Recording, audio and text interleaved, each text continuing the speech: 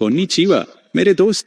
आज मैं आपको 1972 के ऐतिहासिक शतरंज मैच में वापस ले चलता हूं, जो शतरंज की दुनिया के दो महानायकों के बीच एक विस्तारपूर्ण शोडाउन था, बोरिस स्पैसकी और बॉबी फिशर। यह अद्भुत कहानी रेयकजाविक, आइसलैंड में खुलती है और यह नाटक रहस्य और मानसिक युद्ध की कहानी है। उसी वर्ष की मई में दुनिया विश्व शतरंज चैंपियनशिप क्लैश का उत्साहपूर्वक इंतजार कर रही थी, लेकिन यह कुछ भी सुचारू नहीं था। फिशर, अमेरिकी प्रतिभाशाली, देर से पहुंचे और उनके साथ वे आयोजन स्थल, इनाम धन और लॉजिस्टिक्स के बारे में शिकायतों की एक लंबी सूची लाए। स्पासकी, रूसी चैंपियन, अपने स्वयं के मालिकों से अपमान झेलने पर मजबूर हो गए, जिन्होंने उन्हें इशारा करते हुए उसमें चले गए। अलविदा। स्पासकी जीतने का दृढ़ संकल्प था और उन्होंने फिशर को योग्य प्रतिद्वंद्वी माना। मछली का आगमन। मुसीबतें खत्म नहीं हुई, हर बात में खामियां निकालते रहे। सोवियत संघ ने स्पासको को वापस लेने की धमकी दी।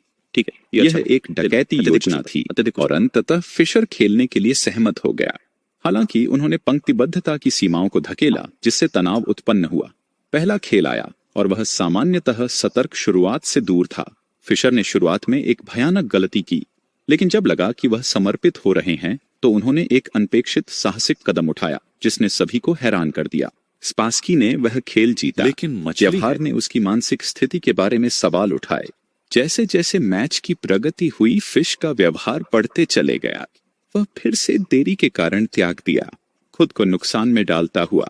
फिर भी तीसरे खेल में उसने एक अटूट आत्मविश्वास और एक अपरंपरागत शैली दिखाई, जिसने स्पासकी को चकित कर दिया।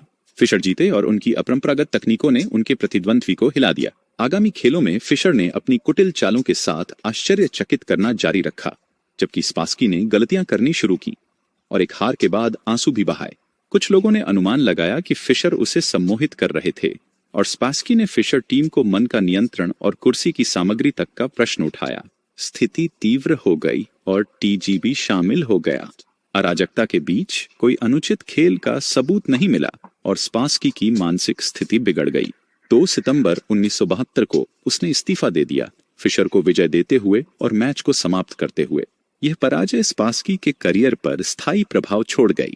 रेयकजाविक की लड़ाई सिर्फ एक शतरंज का मैच नहीं था, ये एक मनोवैज्ञानिक थ्रिलर था जिसने दुनिया को अपने में झूला दिया। फिशर की अपारंपरिक युक्तियां और स्पासकी की चिंताजनक मानसिक स्थिति ने इसे शतरंज के इतिहास में सबसे यादगार घटनाओं में से एक बनाया। इस भूतकालीन यात्रा में मेरे साथ जुड़ने के लिए धन्यवाद। यदि आपने इस कहानी का आनंद लिया तो कृपया पसंद करें, साझा करें और अधिक रोमांचक इतिहास की कहानियों के लिए सदस्यता लें। अगले समय तक अरिगातो।